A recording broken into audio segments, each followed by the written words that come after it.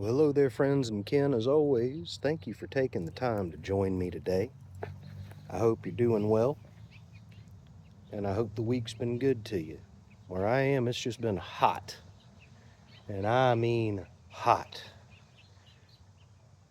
But it's summertime. What do you expect? Summertime in the South. It's supposed to be a sauna and drain every bit of moisture out of your body and soul. Well, today we are on to verse 11 of the Carmina Magistra of Roger Horne's The Witch's Devil.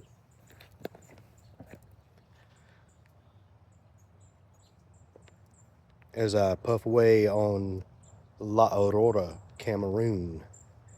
Cameroon has always been one of my favorite wrapper leaves for cigars. It's just got a subtle sweetness to it, and I found a lot of pipe smokers who like straight Virginia pipe tobaccos generally like Cameroon. It's a comparable flavor profile.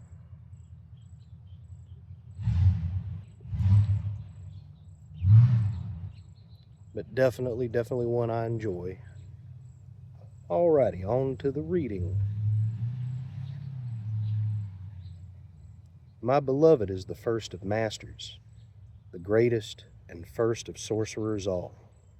A hunting goes my beloved in the glade, seeking the soul with his smooth darts. My beloved is like a serpent winding through the leaves, and detritus underfoot.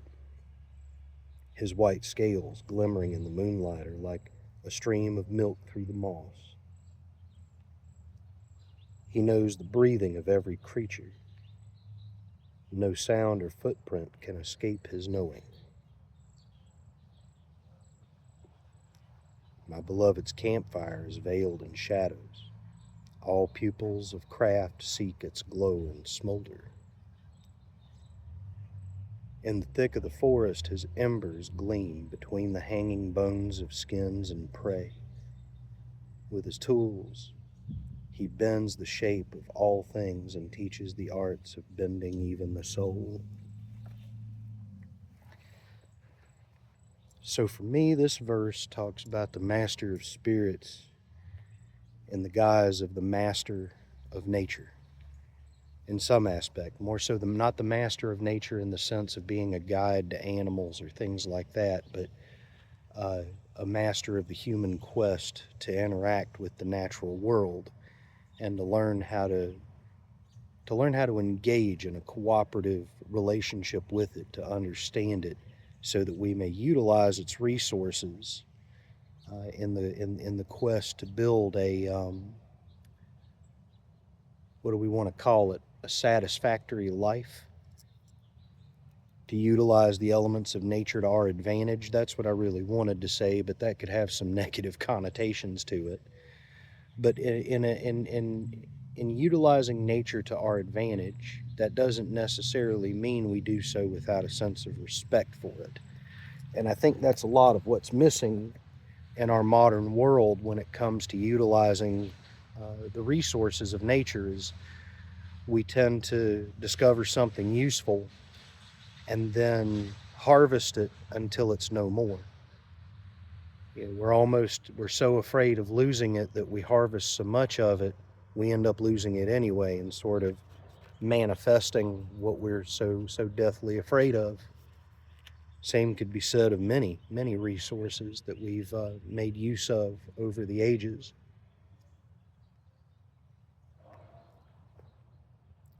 But there's a deeply mystical element to the prospect of hunting and understanding the rhythms and flow of life in the natural world, and then being able to harvest what you need for your survival and to broaden your sense of knowledge and understanding therein.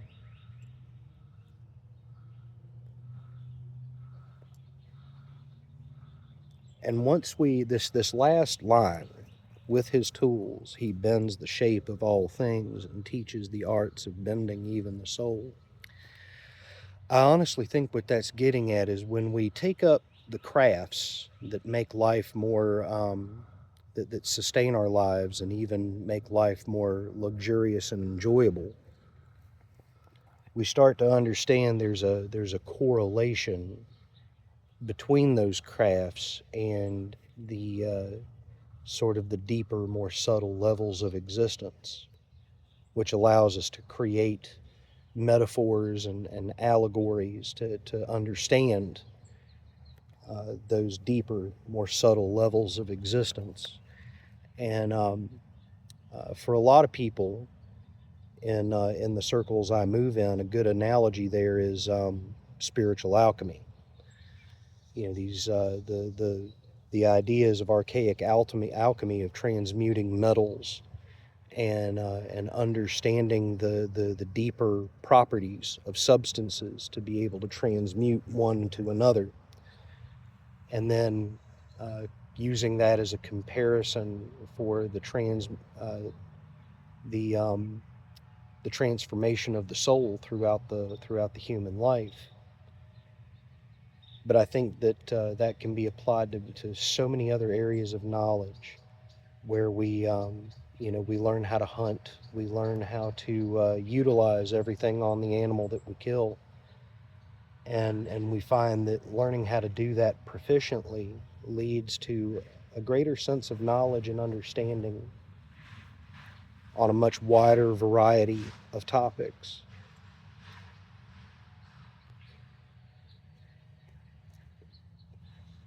And within all of this, there's a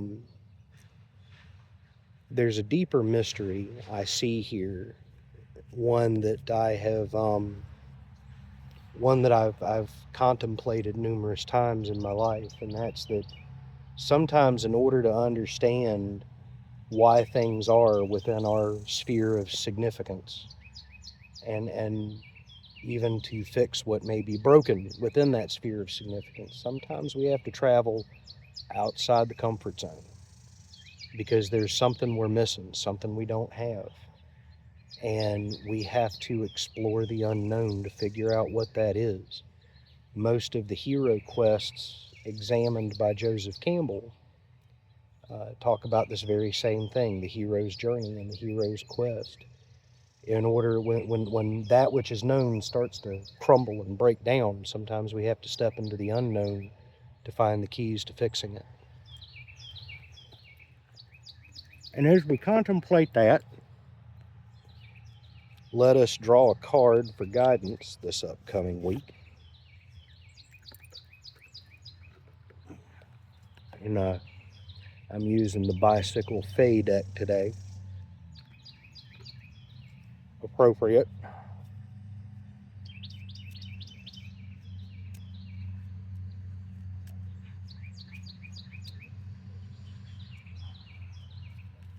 Well, hey,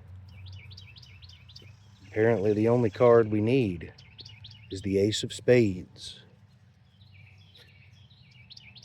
If you like to gamble, I'll tell you how to, man. You win some, lose some. It's all the same to me. For those of you that didn't recognize the song lyric, I forgive you. The Ace of Spades. So for me, this card is sort of like the target card. Something needs to go. And you need to take the initiative to step up to the plate and try to figure out what that is. There's some bit of toxicity when there's some bit of toxicity manifesting in your life, it's usually because you're clinging to something that doesn't need to be there. And discovering what that something is requires a level of self-honesty that makes most of us very, very uncomfortable. And learning to be honest with ourselves is typically a lifelong journey. So don't beat yourself up too bad if you have trouble with that, because everyone does. But should you be in a position where you find that everything just keeps breaking down and nothing really seems to go right, everything seems to go wonky on you, maybe it's time to look around at what you're holding on to and figure out if there's something there that don't need to be there. And there ain't no shame in admitting that you screwed up and held on to something that you should have let go of. No shame at all. Forgive yourself, forgive any other parties that may be involved, and let it go. Best of luck to you, friends and kin. I hope you have a wonderful week. As always, I thoroughly enjoy this time we get to spend together. Take care, and we'll see you next week.